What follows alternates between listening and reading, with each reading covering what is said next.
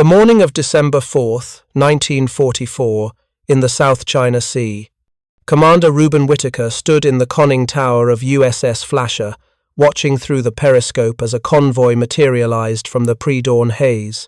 6 merchant ships, 2 escort destroyers, the kind of formation Japanese Naval Command believed could safely traverse these waters. They were wrong. What those Japanese captains couldn't have known, what Japanese naval strategists had failed to comprehend even 3 years into the Pacific War, was that they were being hunted by what would become the most lethal submarine in United States naval history. Not the largest, not the fastest, simply the most devastatingly effective killing machine ever to prowl beneath the waves. Across 6 war patrols, USS Flasher would sink 44 confirmed vessels, totaling over 100,000 tons of Japanese shipping. No American submarine would ever match this record. No Japanese convoy commander who encountered her would forget the experience, and those who survived would carry back to Tokyo a message their superiors desperately needed to hear but consistently refused to believe. The Americans had achieved something in submarine warfare that defied every assumption Japan had made about the undersea war. This is the story of how one American submarine accomplished what the Imperial Japanese Navy considered impossible, and why Japan's failure to understand American submarine capabilities cost them not just ships, but the entire war.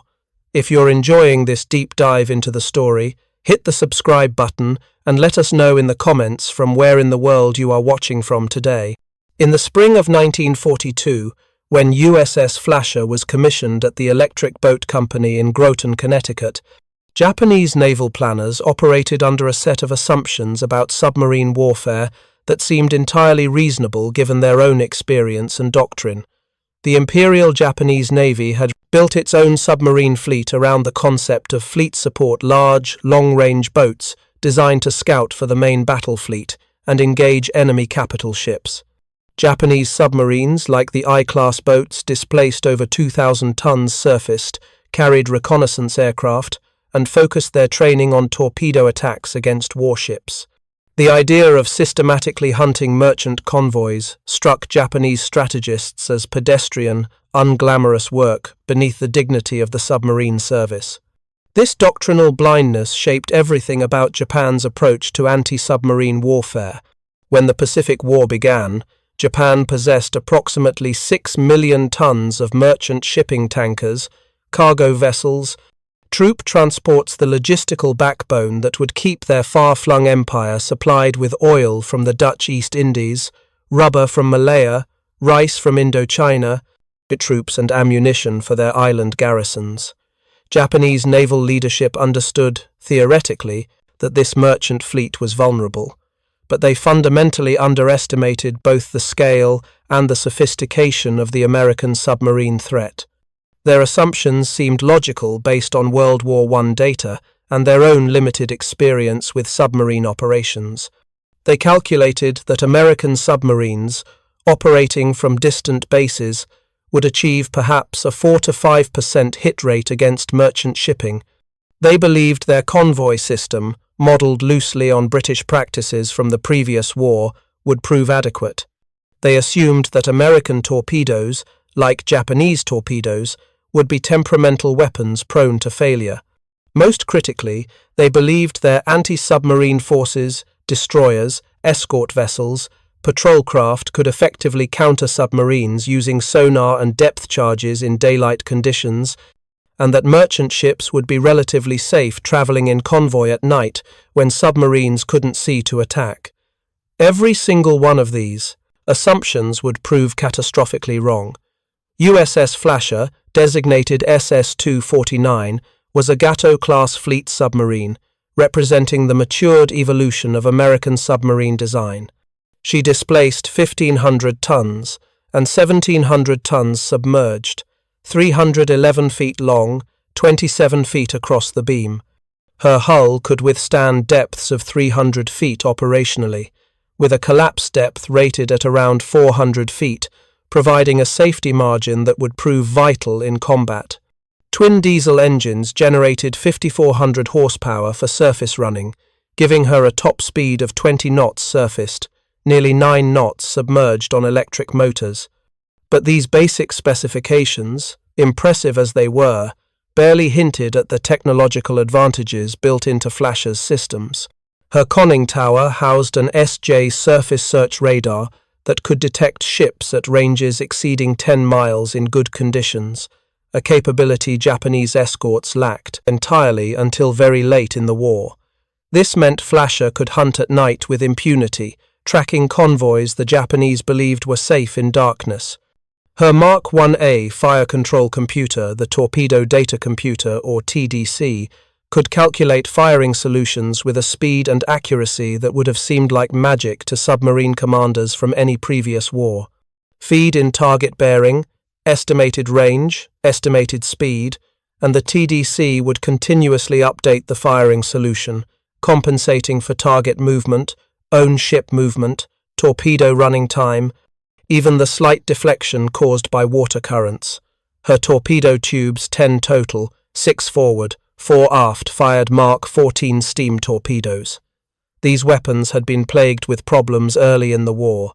Magnetic exploders that detonated prematurely or not at all, depth-keeping mechanisms that caused torpedoes to run too deep, passing harmlessly beneath target hulls, contact exploders so poorly designed they would fail to detonate when striking a ship at the optimal 90-degree angle.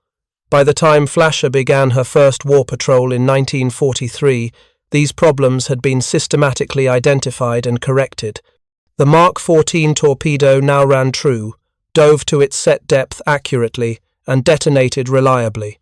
Combined with the TDC's targeting precision, this made American fleet submarines the most effective merchant ship killers in naval history. But technology alone doesn't explain Flasher's extraordinary record. The submarine's first commanding officer, Lieutenant Commander Reuben Thornton Whitaker, brought to the Pacific War a tactical philosophy that perfectly matched the capabilities of his boat. Whitaker was 32 years old when he took command, a graduate of the Naval Academy class of 1933. He was methodical, patient, aggressive when opportunity presented itself, and ruthlessly focused on results rather than glory. Whitaker understood something that took many submarine commanders time to learn. The submarine's greatest weapon wasn't its torpedoes, but its stealth. A submarine that remained undetected could position itself perfectly, choose its targets carefully, and strike with devastating effect. A submarine that revealed itself prematurely, that fired from excessive range or poor position, would achieve mediocre results and risk counterattack. Whitaker trained his crew relentlessly in approach procedures, silent running, and fire control solutions. He demanded absolute precision from his torpedomen, perfect coordination from his plotting team, iron discipline from his crew during depth charge attacks. Flasher departed Pearl Harbor on her first war patrol on June 25, 1943, assigned to patrol the waters west of the Marianas.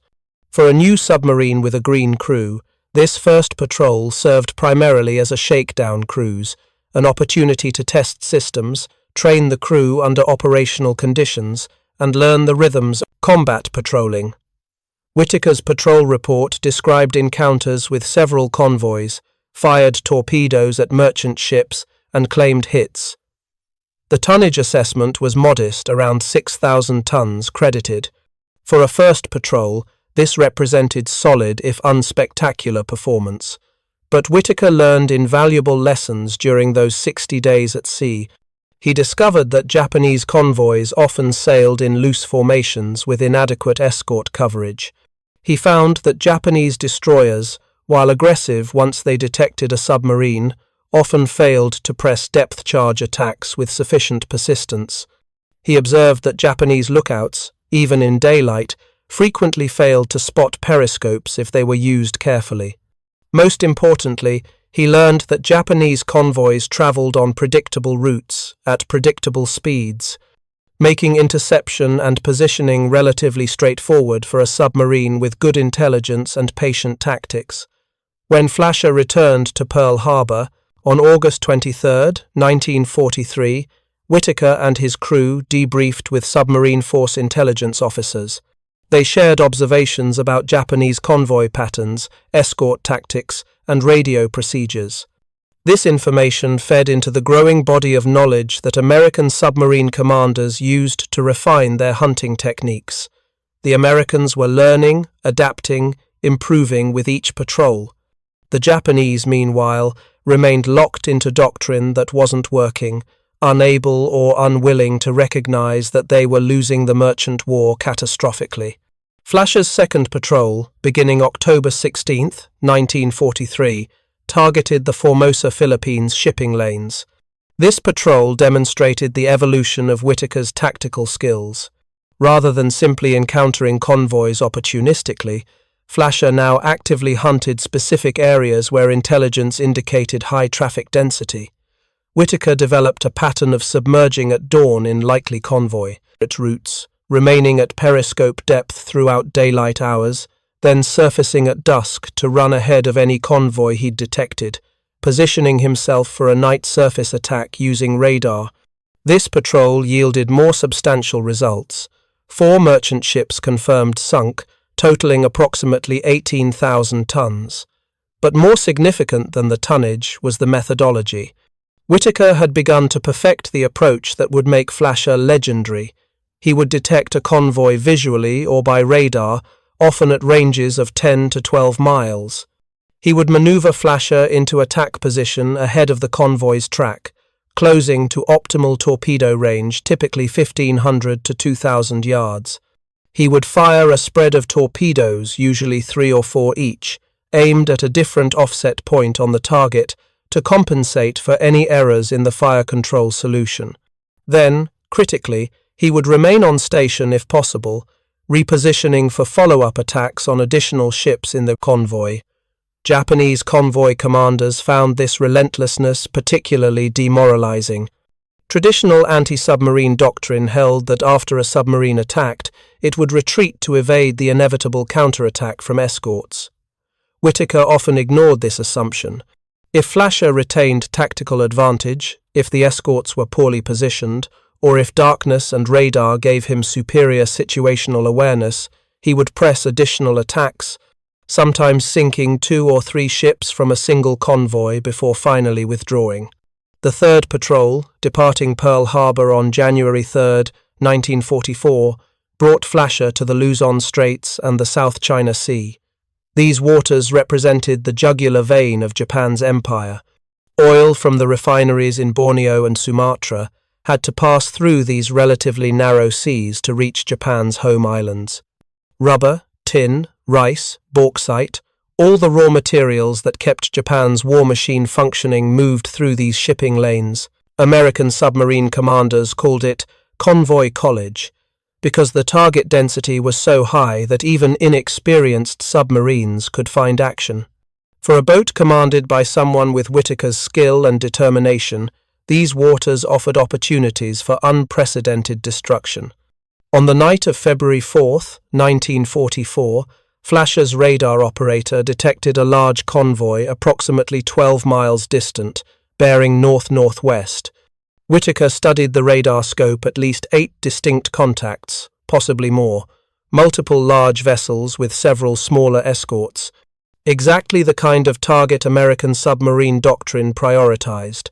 A heavily loaded convoy carrying strategic materials to the Japanese home islands. Whitaker ordered Flasher to the surface, running parallel to the convoy's track at full speed. The diesel engines rumbled as the submarine knifed through calm seas, closing the distance while remaining outside visual range. This was the critical advantage. Radar provided Flasher could track the convoy precisely while remaining invisible herself. Japanese lookouts aboard those merchant ships, and escorts were scanning darkness, relying on human eyes that could see perhaps 2 or 3 miles on a moonless night. Flasher's SJ radar could paint a picture of the entire convoy formation from 12 miles away. By 2:30 in the morning, Whitaker had positioned Flasher ahead of the convoy, directly in its path. He took the boat down to periscope depth, maintaining just enough speed for steerage. The submarine lay in wait, silent, invisible, lethal. At 3:15, the first merchant ship came into view through the periscope, a large tanker, fully loaded based on how low she sat in the water. Behind her, another tanker, then a cargo ship, then another tanker, a treasure trove of targets. Whitaker selected his first victim, the leading tanker, estimated at 10,000 tons. Range, 2,000 yards. Angle on the bow, 30 degrees. Report. The TDC hummed, calculating. Flasher's torpedoman stood ready at tubes 1 through 4. Whitaker watched through the periscope, waiting for the perfect geometry. When the moment arrived, he gave the command quietly. Fire 1, fire 2, fire 3. 3 Mark 14 torpedoes left their tubes, each separated by a 4-second interval. They ran straight and hot, 46 knots, set for 10-foot depth. The crew counted seconds. Torpedo run time at this range would be approximately 90 seconds. At 1 minute 32 seconds, the first explosion. A massive detonation, the pressure wave rolling through the water, felt throughout Flasher's hull. 4 seconds later, the second hit. Then, the third. Through the periscope, Whitaker watched the tanker erupt. The first torpedo struck near the bow, the second amidships, the third aft of the engine room. Fire spread across the ship's deck almost instantly. Aviation gasoline, Whitaker noted, based on how rapidly the flames propagated. The tanker began settling immediately, bow dropping, stern rising. She would be gone in minutes. But Whitaker wasn't finished. While escort destroyers raced toward Flasher's position, their sonar pinging frantically, searching for the submarine that had just killed their charge. Whitaker swung the periscope to the second tanker. This vessel had increased speed, attempting to zigzag away from the point of attack. Standard evasion procedure. But the TDC could compensate for target maneuvering. Whitaker fed in the new data. Target zigging left, increased speed to approximately 14 knots, range now 2,200 yards. Make ready tubes 5 and 6. Stand by. The second tanker presented a more difficult shot, higher speed, irregular course. But Flasher had the TDC, Japanese escorts lacked sophisticated sonar, and Whitaker had done this before. He let the target close to 1,800 yards. Fire 5, fire 6. 2 more torpedoes into the water. Runtime, 80 seconds. The escorts were closing now, one destroyer passing overhead at approximately 400 yards, close enough that Flasher's crew could hear the destroyer's propellers churning through the water above them. A rhythmic whoop-womp-womp that made every man aboard tense. But the destroyer didn't detect Flasher. Japanese sonar technology lagged years behind American capabilities, and their operators often struggled to distinguish submarine echoes from water temperature layers, biological noise, even their own convoy's propeller wash. At 1 minute 18 seconds, the fourth explosion of the engagement, then the fifth.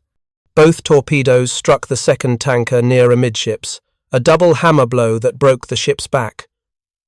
Whitaker watched her fold in the middle, bow and stern rising as the center section collapsed. She went down faster than the first kill, sinking in less than 3 minutes. Now the convoy scattered. Merchant ships broke formation, each captain making independent decisions about which direction offered the best chance of survival. The escorts dropped depth charges randomly, hoping to get lucky, throwing explosive patterns into areas where they thought a submarine might be hiding. None came close to Flasher. Whitaker had already repositioned, moving to intercept a cargo ship that was fleeing southwest at maximum speed. This was the pattern that would make Flasher legendary. Other submarines might sink one ship from a convoy and then retreat to avoid counterattack. Whitaker pressed his attacks, exploiting confusion, utilizing superior technology and training to maintain offensive initiative, even while submerged and supposedly vulnerable. Japanese convoy doctrine had no effective answer to this aggression combined with technical superiority. By dawn, Flasher had sunk 4 ships from that single convoy, 2 tankers totaling approximately 20,000 tons, 1 cargo vessel of 8,000 tons, and one transport of 6,000 tons. Total tonnage for one night's work, 34,000 tons. More than some submarines sank in their entire wartime service. And this was just one convoy, one night, in the middle of Flasher's third patrol. When Flasher returned to Pearl Harbor on March 2, 1944, her third patrol report documented 11 confirmed ships sunk, totaling approximately 46,000 tons. The Submarine Force Command took notice. This wasn't lucky. This was systematic excellence. Admiral Charles Lockwood, Commander Submarine Force Pacific, personally reviewed Whitaker's patrol reports, noting the tactical sophistication, the aggressive pursuit of multiple targets, and the effective use of radar for night surface attacks. But what American commanders understood and celebrated, Japanese naval leadership struggled to comprehend. Reports from convoy survivors reached Tokyo accounts of submarines attacking repeatedly, sinking multiple ships from single convoys, operating with seeming impunity even when escorts were present. These reports should have triggered urgent reassessment of Japanese anti-submarine doctrine. They didn't. Japanese naval culture, even in 1944 with the war clearly turning against them, remained trapped in assumptions that prevented adaptive learning. Senior officers had built careers on battleship doctrine and carrier aviation. Merchant shipping and anti-submarine warfare were unglamorous specialties that attracted less talented officers and received inadequate resources. When convoy commanders reported that American submarines were destroying Japanese merchant fleets with unprecedented effectiveness, staff officers in Tokyo often attributed losses to commander incompetence rather than systemic problems. The numbers, had anyone in Tokyo calculated them honestly, would have been terrifying. In 1942, American submarines sank approximately 1.5 million tons of Japanese merchant shipping. In 1943, that figure rose to 2.4 million tons. By 1944, the year of Flasher's greatest achievements, American submarines would sink over 4 million tons of Japanese shipping. Japan's merchant marine was being systematically destroyed, and they couldn't build replacements fast enough to compensate. American shipyards produced merchant vessels at rates Japanese planners considered physically impossible. Japanese shipyards, meanwhile, struggled to launch even a fraction of the tonnage being sent to the bottom. Flasher's fourth patrol, beginning April 23, 1944, continued the pattern of devastating effectiveness. Operating again in the South China Sea and Luzon Straits, Whitaker hunted the oil convoys with methodical precision. On May 10th, Flasher intercepted a 5-ship convoy escorted by 3 destroyers. In a running battle that lasted 7 hours, Whitaker sank 3 of the merchant vessels, 2 tankers, and a cargo ship, while evading 47 depth charges from the increasingly desperate escorts. The psychology of these encounters deserves examination.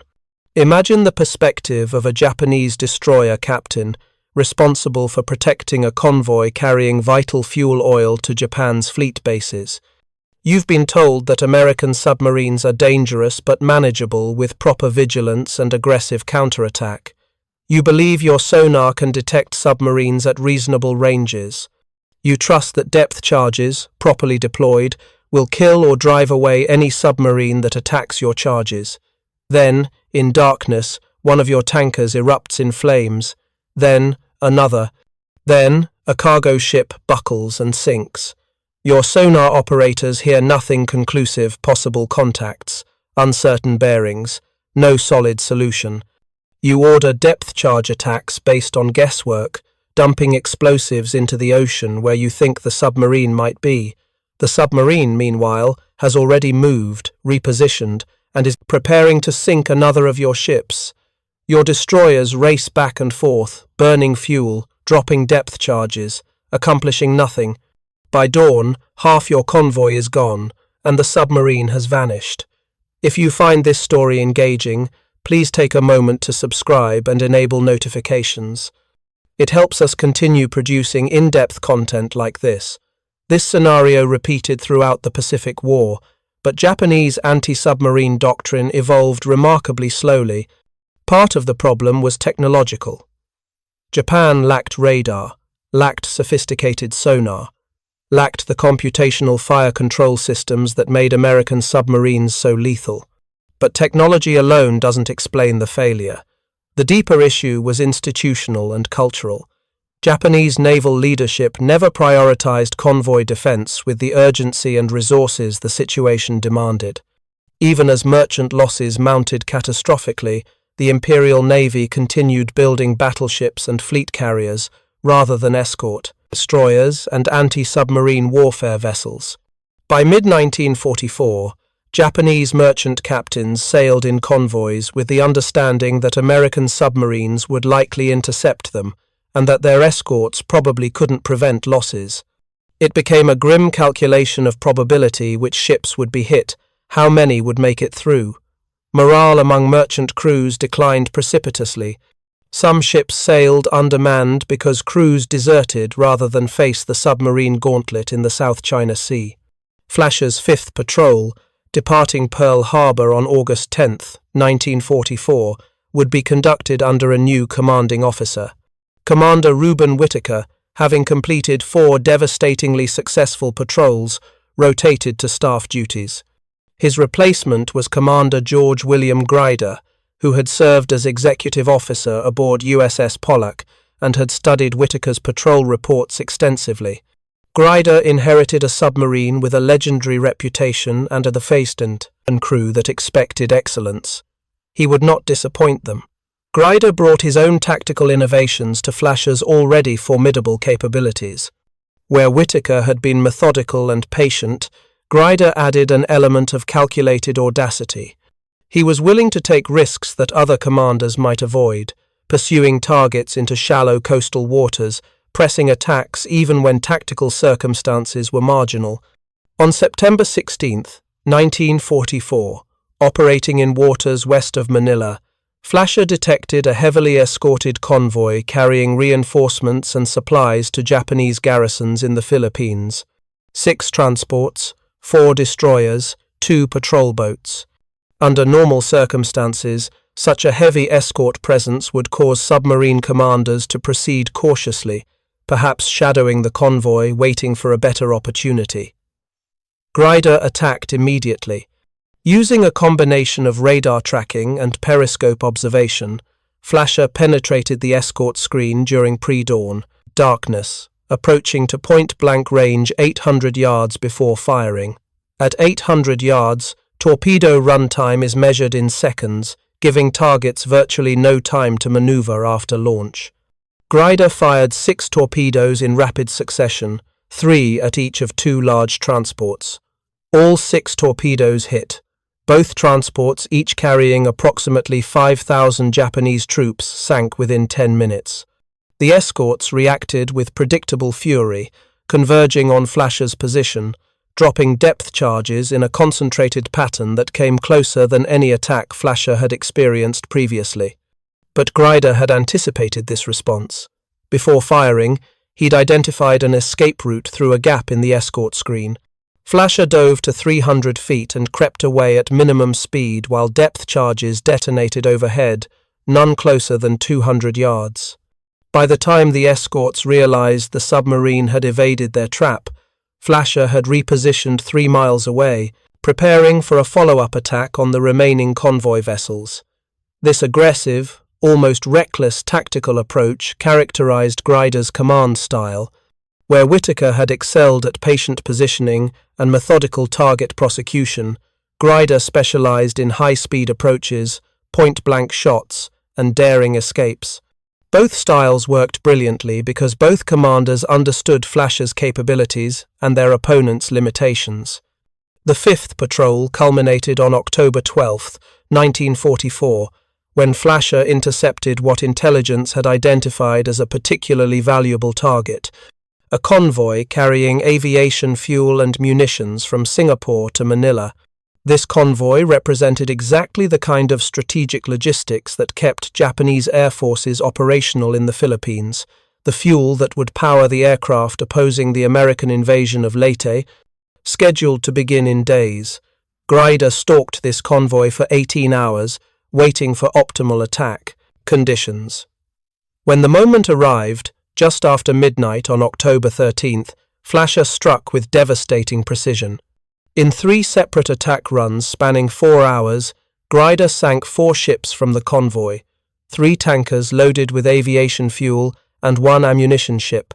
The ammunition ship's detonation when Grider's second torpedo struck her cargo holds created an explosion visible for 30 miles, a fireball that rose hundreds of feet into the night sky. Japanese escort commanders later reported believing that the submarine itself had been destroyed in the blast. This allowed Flasher to escape without serious counterattack. The strategic impact of this single night's work extended beyond the immediate tonnage sunk. Those 4 ships carried fuel and ammunition that Japanese air forces desperately needed for the upcoming Philippines campaign. Their loss contributed directly to the fuel shortages that would cripple Japanese air operations during the Battle of Leyte Gulf, the largest naval battle in history, which began just 13 days later. American submarines like Flasher were winning the war not through dramatic fleet actions, but through systematic strangulation of Japan's logistics. When Flasher returned from her 5th patrol on November 6, 1944, her total claims had reached staggering proportions. 5 patrols, 34 confirmed ships sunk, approximately 90,000 tons of enemy shipping sent to the bottom. No American submarine had ever achieved comparable results in equivalent patrol time. Grider received the Navy Cross. His crew received accolades from Admiral Lockwood, who by this point recognized Flasher as perhaps the single most effective submarine in the Pacific Fleet. But Flasher had 1 more patrol to complete. The 6th and final war patrol began on December 11, 1944. By this point in the war, Japanese shipping in the South China Sea had declined precipitously, not because Japan had stopped sending convoys, but because American submarines had sunk so many vessels that fewer remained available to form convoys. The hunting had become paradoxically more difficult, because the Americans had been so successful. Flasher would spend weeks searching for targets that, 2 years earlier, would have been abundant. On December 21st, Flasher finally detected a significant convoy, 5 merchant ships escorted by 2 destroyers, traveling northwest from Cam Ranh Bay toward Hong Kong. This convoy represented one of the last major Japanese attempts to move oil from Indochina to the home islands, before Allied air power made such transits effectively impossible. Grider approached carefully. He'd studied intelligence reports indicating that Japanese escorts had finally begun receiving primitive radar sets and improved sonar equipment.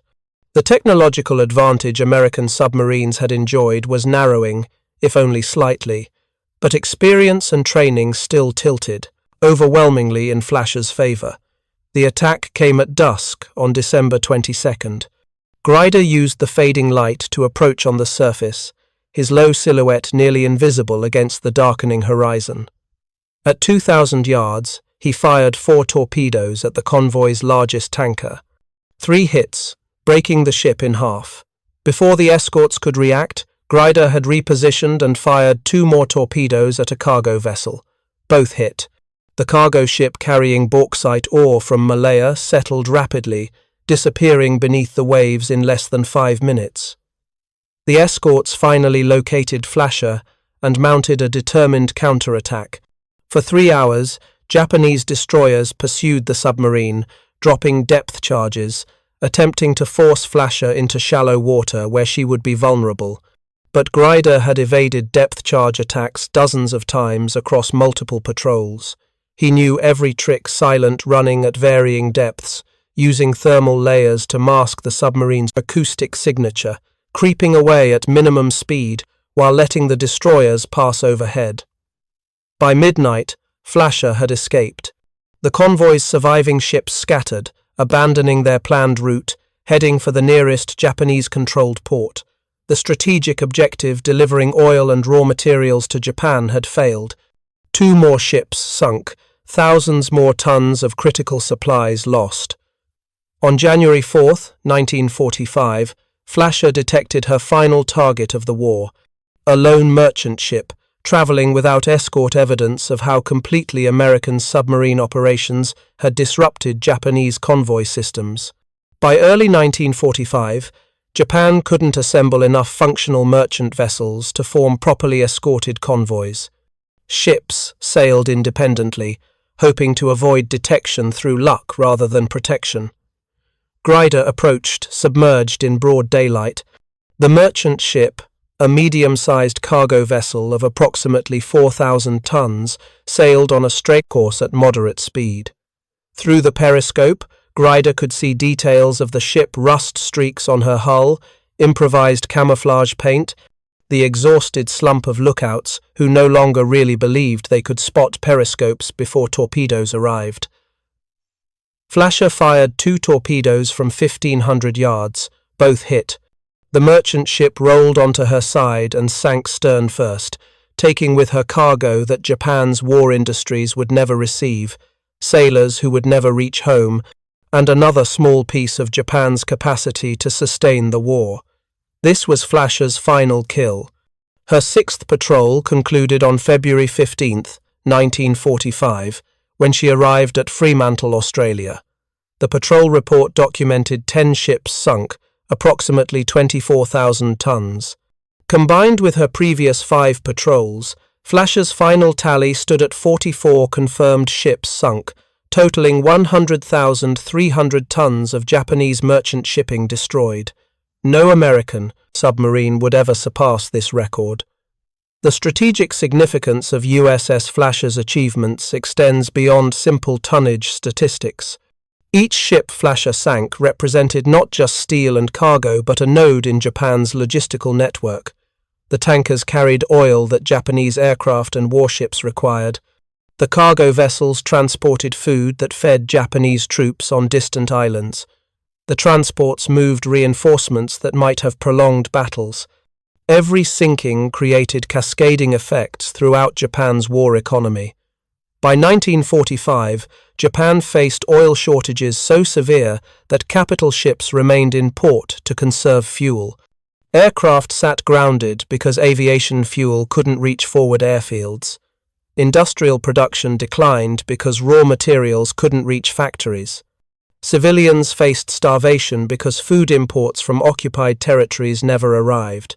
American submarines, Flasher prominent among them, had achieved what strategic bombing and surface naval battles alone could not. They had severed the logistical arteries that kept Japan's empire alive. Japanese naval officers who survived the war and later wrote memoirs consistently identified American submarine operations as one of the most devastating aspects of the Pacific conflict.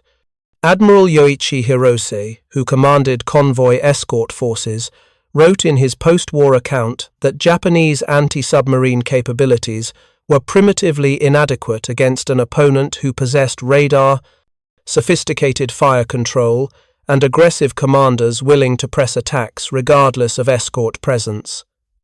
He noted that by mid-1944, escort commanders understood they were essentially helpless.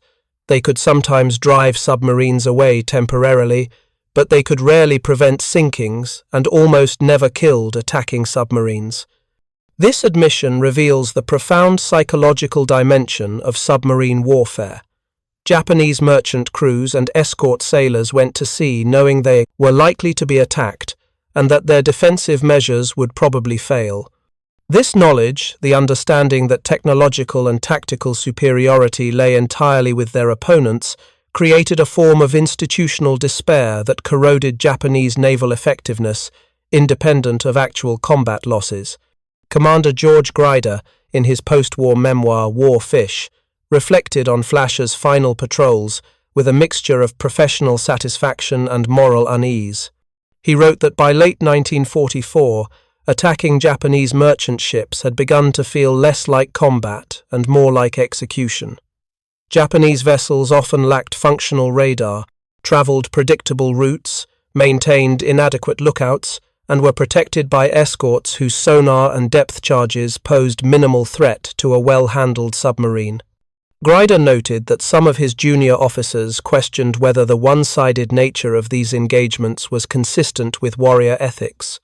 But Grider's response, supported by submarine force command philosophy, was unambiguous. Submarine warfare against merchant shipping was not murder but strategic necessity. Every Japanese ship that reached port with oil enabled more kamikaze attacks on American carriers. Every cargo vessel that delivered supplies prolonged battles and cost American lives. The submarines were fighting not individual sailors but Japan's capacity to wage war. The one-sided nature of the engagements simply reflected American technological and tactical superiority advantages earned through industrial capacity, scientific innovation, and rigorous training. USS Flasher completed her combat service in February 1945 and was transferred to training duties for the remainder of the war. She survived the conflict intact, never seriously damaged despite 6 combat patrols and dozens of depth charge attacks. After Japan's surrender, Flasher returned to the United States and was eventually decommissioned in 1947. She was sold for scrap in 1963, her steel recycled, her combat record preserved in naval archives and patrol reports. The human cost of Flasher's success, the Japanese sailors who died when those 44 ships went down, remains difficult to calculate precisely. Merchant ships typically carried crews of 30 to 60 men, plus any passengers or troops being transported. A conservative estimate suggests Flasher's attacks killed between 1,300 and 2,000 Japanese sailors, possibly more if heavily loaded troop transports are included in the count. These men drowned in darkness, burned in fuel oil fires, or died of exposure in lifeboats drifting across empty ocean. Most have no graves, no memorials, no historical recognition beyond their names on Japanese casualty lists. This is the nature of submarine warfare: impersonal, invisible, devastating. The submarine crew never saw the faces of the men they killed. The torpedo explosions happened at ranges measured in thousands of yards, visible primarily as flashes of light and columns of smoke. The drowning happened after the submarine had moved on, already hunting the next target. It was industrial warfare reduced to its mathematical essence: tonnage sunk, supply lines severed, strategic objectives achieved. Japanese failure to counter American submarine operations effectively stemmed from multiple overlapping factors. Technological deficits, lack of radar, primitive sonar, inadequate depth charges created tactical disadvantages that no amount of courage or determination could overcome. Doctrinal rigidity prevented adaptation even when combat experience clearly indicated that existing procedures weren't working. Resource constraints meant that even when Japanese naval leadership recognized the submarine threat, they lacked the industrial capacity to build sufficient escort vessels or develop adequate countermeasures. And perhaps most fundamentally, cultural factors within the Imperial Navy discouraged the kind of honest self-assessment that would have revealed how catastrophically they were losing the merchant war. By the time Japanese strategists fully comprehended the scale of their submarine problem, roughly mid to late 1944, the war was already lost. American submarines had sunk too much tonnage, disrupted too many supply lines, and destroyed too much of Japan's logistical infrastructure. Even if Japan had suddenly developed effective anti-submarine capabilities in 1945, the damage was irreversible. The empire was starving, fuel depleted, cut off from the resources that had motivated their expansion in the first place. USS Flasher's record stands as testament to what happens when technological superiority, tactical excellence, and strategic vision align perfectly. Her crew wasn't larger than other submarine crews. Her commanders weren't necessarily more courageous than others, but the combination of American industrial might producing superior submarines, scientific research developing better weapons and sensors, rigorous training creating skilled crews, and aggressive commanders willing to press every advantage, created a weapons system that dominated its domain completely.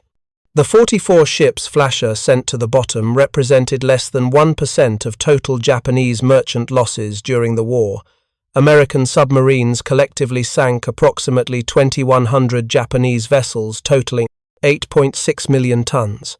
But Flasher's individual record demonstrates the potential of American submarine doctrine executed at its highest level. She proved what was possible when everything worked correctly. The technology, the tactics, the training, the command decisions. For the Japanese sailors who encountered Flasher and survived, the experience often produced a specific kind of traumatic memory. Several post-war accounts described the particular horror of night attacks, the sudden explosions, the flames spreading across oil-slicked water, the darkness preventing any clear understanding of what was happening. Survivors reported that the worst aspect wasn't the physical danger but the sense of helplessness, the knowledge that an invisible enemy was hunting them with weapons and technology against which they had no effective defense. This psychological dimension of technological asymmetry deserves emphasis.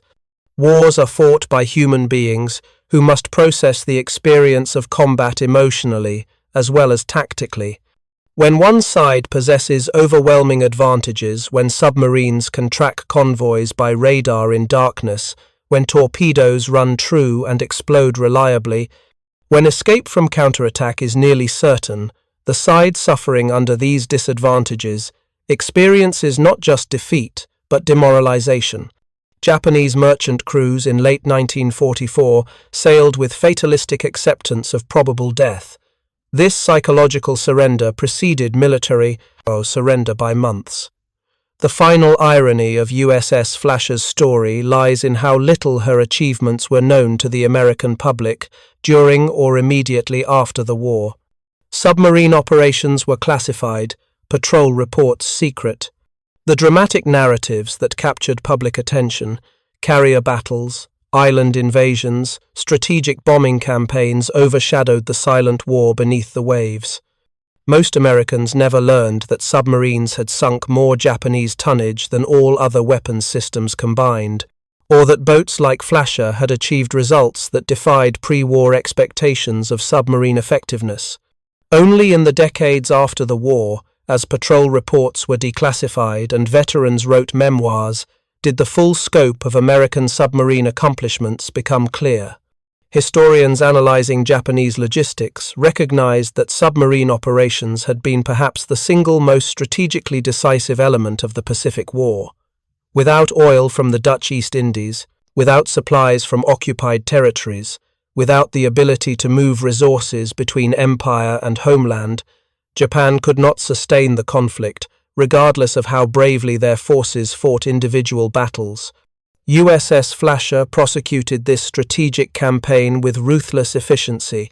44 ships across 6 patrols, 100,000 tons of enemy shipping destroyed, hundreds of attacks evaded, dozens of depth charge patterns survived.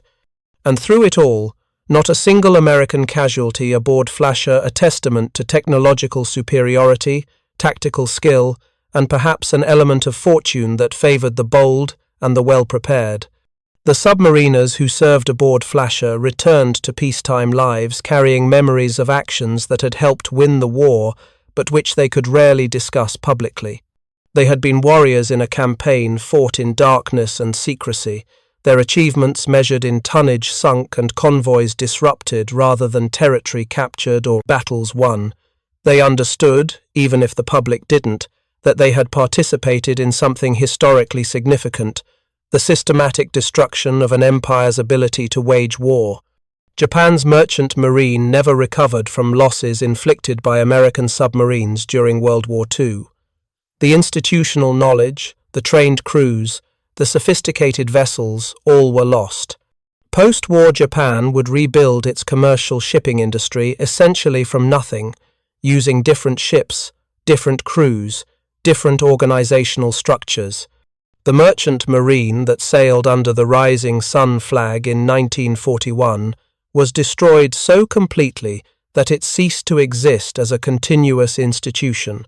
USS Flasher's contribution to this destruction was mathematically small, but symbolically enormous. She represented American submarine warfare operating at peak effectiveness, the ideal toward which all submarine commanders strived. Her record would never be matched because the specific conditions that made it possible: technological superiority, target abundance, aggressive commanders, well-trained crews. Effective doctrine existed in perfect combination for only a brief period during the Pacific War. When submarine veterans gather and discuss legendary boats, Flasher's name invariably appears. Not the largest, not the fastest, simply the most lethal. The submarine that, more than any other, demonstrated what American submarine force doctrine could achieve when executed perfectly. 44 ships that sailed but never reached port. 100,000 tons of steel sent to the ocean floor. And one submarine that proved, conclusively, that Japan had never anticipated what one American submarine could accomplish in 6 patrols. Thank you for watching. For more detailed historical breakdowns, check out the other videos on your screen now, and don't forget to subscribe.